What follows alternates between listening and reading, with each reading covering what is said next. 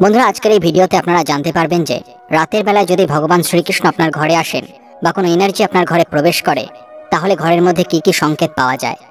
অর্থাৎ কেউ যদি কখনো ঘরের মধ্যে রাতের বেলা এই সংকেতগুলো পান, তাহলে বুঝে যাবেন যে আপনার ঘরে স্বয়ং ভগবান বা কোনো পজিটিভ এনার্জি প্রবেশ করেছিল আপনাকে দেখতে ও আশীর্বাদ করতে। এই সংকেতগুলো অত্যন্ত গুরুত্বপূর্ণ কিছু সংকেত, যা অবশ্যই আমাদের জেনে রাখা প্রয়োজন। কারণ অনেক সময় এরকম হয় যে আমরা মানসিক অশান্তির কারণে বা অন্য কোনো সমস্যার কারণে ভগবান শ্রীকৃষ্ণকে বা অন্য কোনো দেব বা দেবীকে মন ভরে ডাকি এবং প্রার্থনা করি যাতে আমাদের সব সমস্যা দূর হয়। কিন্তু আদৌ আমাদের প্রার্থনা ভগবান শুনছেন কিনা সেই বিষয়ে আমরা বুঝে উঠতে পারি না। তবে শাস্ত্রের কথা বলা হয়েছে যে যখন ভগবান আমাদের মনের কথা শোনেন, তখন অনেক ক্ষেত্রেই ভগবান স্বয়ং নিজে বা কোনো পজিটিভ এনার্জি আমাদের ঘরে পাঠিয়ে দিয়ে আমাদেরকে আশীর্বাদ দেন বা সেই এনার্জি আমাদের শরীরে ছড়িয়ে দেন, যাতে আমরা মানসিক দিক থেকে শক্তিশালী হয়ে উঠি ও সব সমস্যাকে হার মানিয়ে দিতে পারি। এই সংকেতগুলো কি যা আমরা রাতের বেলায় ঘুমানো অবস্থায় পেতে পারি, তা জানতে অবশ্যই এই ভিডিওটি এক মনে শেষ পর্যন্ত শুনুন। ভিডিওটি শুরু করার আগে আপনারা যারা এই চ্যানেলে নতুন, তারা অবশ্যই চ্যানেলটি সাবস্ক্রাইব করুন এবং বেল বাটনে প্রেস করুন এরকম আরও অনেক নতুন ভিডিওর নোটিফিকেশন পেতে। এবং ভিডিওটি দেখে ভালো লাগলে অবশ্যই একটি লাইক করবেন এবং সবাইকে শেয়ার করবেন যাতে তারাও ভিডিওটি দেখে উপকৃত হয়। এবং কমেন্টে জয় শ্রীকৃষ্ণ লিখতে ভুলবেন না। এবার চলুন এক এক করে সংকেতগুলো জেনে নেওয়া যাক। বন্ধুরা, প্রথম যে সংকেতটি হলো সেটি হলো ঘরের মধ্যে সুগন্ধ পাওয়া। বন্ধুরা, আমরা এটা প্রত্যেকেই শুনেছি বা জেনেছি যে যারা উন্নত আত্মা হয় বা যত দেবদেবীরা আছে, তাদের শরীরে অত্যন্ত সুন্দর গন্ধ থাকে এবং তারা যেখানে যেখানে যায় সেখানে সেখানে সেই সুন্দর গন্ধ অনুভব করা যায়। তাই বহু ক্ষেত্রে হয় যে আপনার প্রার্থনা শুনে অন্য কোনো পজিটিভ এনার্জি বা দেবদেবী বা স্বয়ং ভগবান নিজে আপনার ঘরে রাতে প্রবেশ করে আপনাকে আশীর্বাদ করে এবং আপনার মধ্যে নিজস্ব শক্তিকে সঞ্চার করে দেয়। এরকম যদি হয়, তাহলে আপনারা ঘরের মধ্যে এক অদ্ভুত সুন্দর গন্ধ অনুভব করতে পারবেন। সেটা তৎক্ষণাৎ রাতের বেলাতেই পেতে পারেন বা ঘুম ভাঙার পরে সকালবেলাতে অনুভব করতে পারেন। তো এটা ছিল প্রথম সংকেত। দ্বিতীয় যে সংকেতটি আমরা পেতে পারি তা হলো হঠাৎ করে আশেপাশের বায়ু অন্যরকম মনে হওয়া। বন্ধুরা, অনেক ক্ষেত্রে এরকম হয়েছে যেখানে অনেকে অনুভব করেছে যে হঠাৎ করেই তাদের আশেপাশের পরিবেশ পরিবর্তন হয়ে গেছে। তাদের আশেপাশে যে বায়ু বইছে সেটা যেন অত্যন্ত শীতল হয়ে গেছে এবং কিছু যেন তাদের আশেপাশে রয়েছে। এই অনুভবটা বহু মানুষই বহুবার করেছে। রাতে যদি কোনো পজিটিভ এনার্জি আপনার ঘরে প্রবেশ করে, তাহলে আপনিও এই ধরনের অনুভব অবশ্যই করতে পারবেন এবং এই ধরনের অনুভব আপনি হঠাৎ করে পেতে পারেন। হঠাৎ করে আপনার মনে হওয়া শুরু হবে যে আপনার আশেপাশের বায়ু সম্পূর্ণ পরিবর্তিত হয়ে গেছে এবং আপনি একটা শীতল বায়ুকে অনুভব করতে পারবেন। এরকম অবস্থা আপনি বুঝে যাবেন যে কোনো পজিটিভ এনার্জি আপনার ঘরে প্রবেশ করেছে আপনাকে আশীর্বাদ দিতে এবং আপনাকে সে দেখছে। তৃতীয় যে সংকেতটি হলো আপনার ঘরে যদি কোনো কুকুর বা বিড়াল থাকে, তাহলে হঠাৎ করে তাদের প্রতিক্রিয়া বদলে যাওয়া। যদি হঠাৎ করে দেখেন যে রাতের বেলায় কুকুর বা বিড়াল কোনো একটি বিশেষ দিকে তাকিয়ে নিজের লেজ নাড়ছে এবং অত্যন্ত খুশি অনুভব করছে, তাহলে বুঝবেন যে আপনার ঘরে কোনো পজিটিভ এনার্জি প্রবেশ করেছে। বন্ধুরা, এটা বলা হয় যে পশু পাখিরা, বিশেষ করে কুকুর বিড়াল, এই ধরনের এনার্জিকে অনুভব করতে পারে এবং কিছু কিছু ক্ষেত্রে কুকুরেরা এরকম ধরনের এনার্জিকেও দেখতে পারে এবং সেই অনুযায়ী তাদের প্রতিক্রিয়া বদলে ফেলে। তাই আপনার ঘরে যদি কোনো পজিটিভ এনার্জি বা দেবদেবী প্রবেশ করে, তাহলে কুকুর বিড়ালের প্রতিক্রিয়া দেখবেন হঠাৎ করে পরিবর্তন হয়ে গেছে এবং এর দ্বারা আপনি বুঝে যাবেন যে আপনার ঘরে কোনো পজিটিভ এনার্জি প্রবেশ করেছে আপনাকে আশীর্বাদ দিতে। তো বন্ধুরা, এই তিনটে বিশেষ সংকেত যদি আপনি কখনো আপনার ঘরের মধ্যে রাতের বেলায় পেয়ে থাকেন, তাহলে আপনি একদম নিশ্চিন্ত হয়ে যাবেন যে আপনার ঘরে কোনো পজিটিভ এনার্জি বা দেবদেবী বা স্বয়ং ভগবান নিজে এসেছিলেন আপনাকে দেখতেও আপনাকে আশীর্বাদ দিতে। অর্থাৎ আপনার জীবনে যদি কোনো রকম সমস্যা থেকে থাকে এবং সেটার কারণে যদি আপনি মানসিকভাবে বিধ্বস্ত থাকেন, তাহলে এই সেই সংকেত যা বোঝায় যে আপনার এসব সমস্যা দূর হওয়ার দিন এসে গেছে এবং আপনি পরম শান্তি অনুভব করতে চলেছেন। আপনারা কারা কারা এই ধরনের সংকেত রাতে পেয়েছেন তারা অবশ্যই কমেন্ট করে জানান। এবার চলুন কিছু অনুপ্রেরণামূলক উক্তি শুনে নেওয়া যাক। প্রত্যেক স্ত্রীলোক মাতা দুর্গার আরেক রূপ হয়, যে স্ত্রীলোকের সম্মান করে না তার জন্মই বৃথা।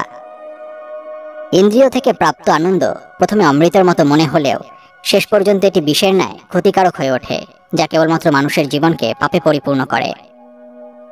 প্রতিটি কর্মের আগে আমাদের কর্মের প্রতি সঠিক মনোভাব গড়ে তোলা আবশ্যক, তবেই সেই কর্মকে আনন্দের সাথে সম্পূর্ণ করা সম্ভব। বৈষয়িক জগৎ মানুষের কাছে প্রথমে আনন্দ ও সন্তুষ্টি যেমন নিয়ে আসে, ঠিক তেমনি সময়ের সাথে বহু দুঃখ কষ্ট বয়ে নিয়ে আসে। কারণ বৈষয়িক সম্পত্তি পাওয়ার চেয়ে তা হারিয়ে ফেলার ভয় ও উদ্বেগ মানুষের মধ্যে বহুগুণ বেশি। প্রজ্বলিত অগ্নি যেমন জ্বালানি কাঠকে ছাইয়ে পরিণত করে দিতে পারে, একইভাবে আমাদের জ্ঞানের আলো আমাদের মনের মধ্যে থাকা আত্মহংকারকে ছাইতে পরিণত করতে পারে। মানুষের মনের উপরে পূর্ণ নিয়ন্ত্রণ থাকলে সেই স্থিতিতে মনকে বলা হয় আমাদের পরম বন্ধু। ঠিক এইভাবেই মনের উপর যদি নিয়ন্ত্রণ না থাকে, তবে সেই স্থিতিতে মন হয়ে ওঠে আমাদের পরম শত্রু। একজন বুদ্ধিমান ব্যক্তি যে কোনো সমস্যার সমাধান করতে পারেন, ঠিক তেমনি জ্ঞানী ব্যক্তিরা সমস্যাকে পূর্ণভাবে এড়িয়ে যেতে সক্ষম হয়। লোভ, ক্রোধ, হিংসা হলো মানুষের প্রধান শত্রু, যা নিজের অজান্তে জীবনের সবচেয়ে বেশি মূল্যবান জিনিস সময়ের ক্ষতি করে। কারণ সময় হলো পরম ক্ষমতাবান, যা কারোর জন্য থেমে থাকে না। জীবন ধারণের জন্য প্রয়োজন কর্ম অবশ্যই সম্পাদন করো, তবে বিনা অহংকারে, বিনা লালসায়, বিনা হিংসায়। কারণ সঠিক কর্ম করা উচিত ভালোবাসা, সহানুভূতি, নম্রতা ও ভক্তির সাথে। জীবনে অমরত্ব পেতে সম্মান অর্জন করতে শেখো, কারণ জীবন ক্ষণস্থায়ী, কিন্তু ব্যক্তির অর্জিত সম্মান চিরস্থায়ী। সঠিক সময় সঠিক শব্দ চয়ন যেমন অচেনা মানুষকে পরম আত্মীয়তার সম্পর্কে আবদ্ধ করে দিতে পারে, ঠিক তেমনি ভুল শব্দ চয়ন মানুষের পরম আত্মীয়কে পরম শত্রুতে পরিণত করে দিতে পারে। নিজের ছবি, নিজের ব্যবহার আর নিজের চরিত্রের উপরে সবসময় ধ্যান দিন, কারণ এদের বয়স তোমার বয়সের থেকে অনেক বেশি হয়। আমাদের মরে যাওয়ার পরেও এগুলো মানুষের স্মৃতির মধ্যে বেঁচে থাকে। জীবনে অনেক সময় এমন জিনিস বা ঘটনা হয় যা আমাদের অনেক কষ্ট দেয়, দুঃখ দিয়ে যায়। তখন এরকমটা মনে হয় যে আমরা এমন কি কাজ করেছিলাম যার জন্য আমরা এমন শাস্তি পাচ্ছি। কিন্তু অনেক সময় যখন আমাদের সাথে খারাপ হয়, তা ভালোর জন্যই হয়। সেই সব স্মৃতিকে যত্ন করে রাখো যা তোমার চোখে চমক সৃষ্টি করে। তাদেরকে যত্ন করে রেখো না যা চেহারায় চিন্তার ছাপ নিয়ে আসে। নিজের স্বভাব শূন্যের মতো রাখো। হয়তো তোমাকে কেউ গণনার মধ্যে ফেলবে না, কিন্তু তুমি যার সাথে দাঁড়িয়ে যাবে তার মূল্য বাড়িয়ে দেবে। কেউ যখন অসাধারণ হওয়ার জ্ঞান অর্জন করে, তখন সে আসলে আর সবার মতো সাধারণ হয়ে যায়। আমি এমনভাবে পা ফেলি যাতে মাটির বুকেও আঘাত না লাগে। আমার তো কাউকে দুঃখ দেওয়ার কথাই নয়। আত্মবিশ্বাসের দ্বারা নিজের জীবনের উচ্চ শিখরে পৌঁছাতে পারবেন, কিন্তু আত্মবিশ্বাস ছাড়া আপনি সামান্য কিছু অর্জন করতে পারবেন না। যারা তোমার ক্ষতি চায় তাদেরকে আঘাত করো না, তাদের সামনে একটু হাসি মুখে বাঁচবে। দেখবে তুমি আঘাত করলে তারা যা কষ্ট পেত, তারা তার থেকেও বেশি কষ্ট পাবে। কাউকে হারিয়ে দেওয়াটা খুব সহজ, কঠিন হলো কারো মন জয় করা। কেবল বিশেষ সময় নয়, সব সময় নিজের সেরাটা দেওয়ার চেষ্টা করে যেতে হবে। জীবন ও সময় পৃথিবীর শ্রেষ্ঠ শিক্ষক। জীবন শেখায় সময়কে ভালোভাবে ব্যবহার করতে, সময় শেখায় জীবনকে মূল্য দিতে। পুত্রকে যারা পড়ান না, সেই পিতামাতা তার শত্রু। হাসেদের মধ্যে বক যেমন শোভা পায় না, সবার মধ্যে সেই মূর্খ তেমনি শোভা পায় না। সব দিব্যি, এসব প্রতিজ্ঞা সবকিছুই মিথ্যে হয়, কারণ দিব্যি সেই বেশি দেয় যে সবচেয়ে বেশি মিথ্যা কথা বলে। কোনো ছেলে অথবা কোনো মেয়ে তোমাকে ধোঁকা দিতে পারে, কিন্তু তোমার পরিশ্রম কখনো তোমায় ধোঁকা দেবে না। তুমি এমন একজন ব্যক্তিকে বেছে নাও যে তোমাকে ভালোবাসে, কিন্তু তুমি যাকে ভালোবাসো তাকে বেছো না, তাহলে তুমি খুব খুশি থাকবে। মানুষ, তুমি কেন এতটা উদাস হও? তোমাকে ভগবান সেটাই দেবে যেটা তোমার জন্য উপযুক্ত হয়, আর সেটা সঠিক সময় আসলেই তুমি পাবে।